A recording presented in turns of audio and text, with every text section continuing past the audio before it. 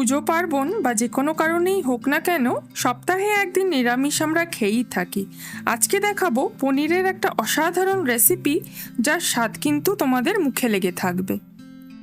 পনিরের এই রেসিপিতে মশলা প্রায় নেই বললেই চলে, তাই বাড়ির ছোট থেকে বড় প্রত্যেকেরই দারুণ লাগবে।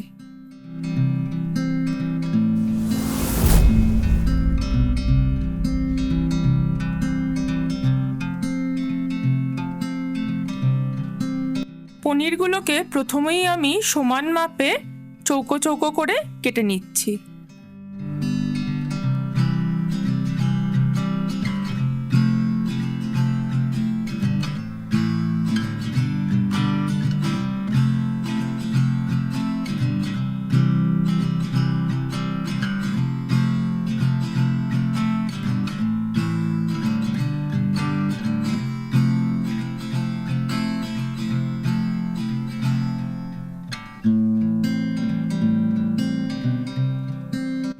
বড় একটা মিডিয়াম সাইজের পেঁয়াজকে এভাবে টুকরো করে কুচিয়ে নিচ্ছি।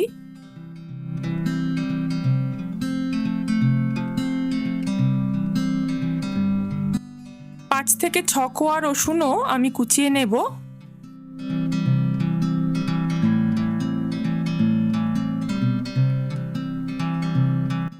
ধনেপাতা কুচিয়ে নিচ্ছি, এটা আমাদের পরিবেশনের জন্য লাগবে।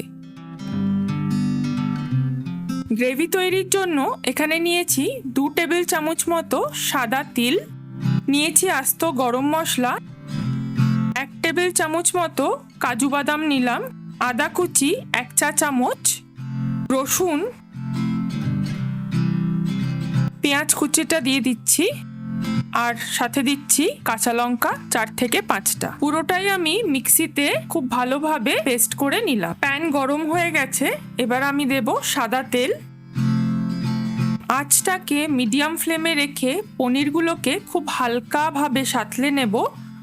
একদম ডার্ক ব্রাউন করে ভাজবে না, তাতে পনিরের কালারটা কিন্তু নষ্ট হয়ে যাবে আর পনিরগুলো রাবারের মতো শক্ত হয়ে যাবে।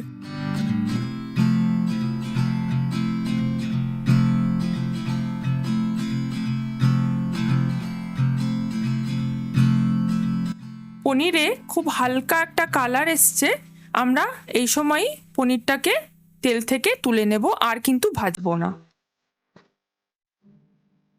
পনিরগুলো আমি ভেজে নিয়েছি, এবার গ্রেভির জন্য যে পেস্টটা তৈরি করে রেখেছি সেটা দিয়ে দেব।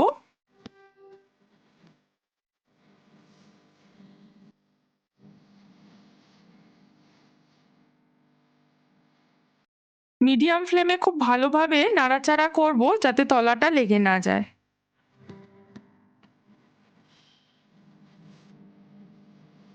মশলাটা কষানো হয়ে গেছে, দিয়ে দিচ্ছি পরিমাণ মতো নুন আর হাফ চামচ মতো চিনি।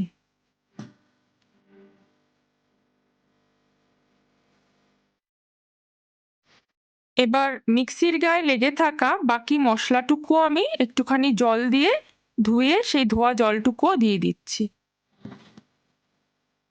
এটাকে আমি 4 থেকে 5 মিনিট মতো নাড়াচাড়া করব, আর এবার দিয়ে দেব হাফ কাপ মতো জল। গা মাখা মাখা মতো হবে গ্রেভিটা, খুব বেশি জল দেবে না, তাতে কিন্তু টেস্টটা একদম নষ্ট হয়ে যাবে। গ্রেভিটা ফুটে উঠেছে, এবার আমি পনিরগুলো দিয়ে দিচ্ছি।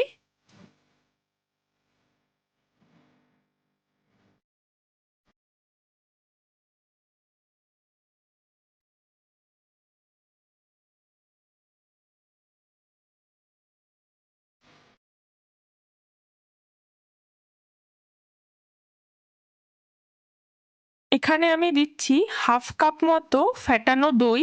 হোটেলে সাধারণত দইয়ের বদলে ক্রিম দেওয়া হয়, আমি ক্রিমটাকে স্কিপ করে এখানে ফ্যাটানো দই দিলাম, তাতে একদম ক্রিমের টেক্সচারটাই কিন্তু আসবে। সামান্য কাসুরি মেথি হাতের মধ্যে একটু ডলে নিয়ে দিয়ে দেব, তাতে গন্ধটাও খুব সুন্দর হবে।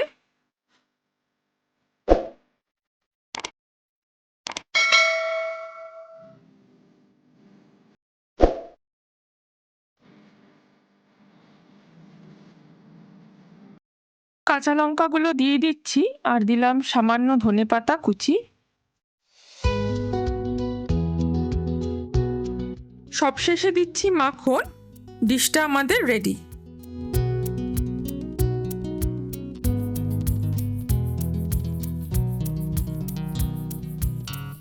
পুজোতে বাড়িতে আসা অতিথিদের তাক লাগিয়ে দাও সফেদ পনিরের এই ডিশটা দিয়ে।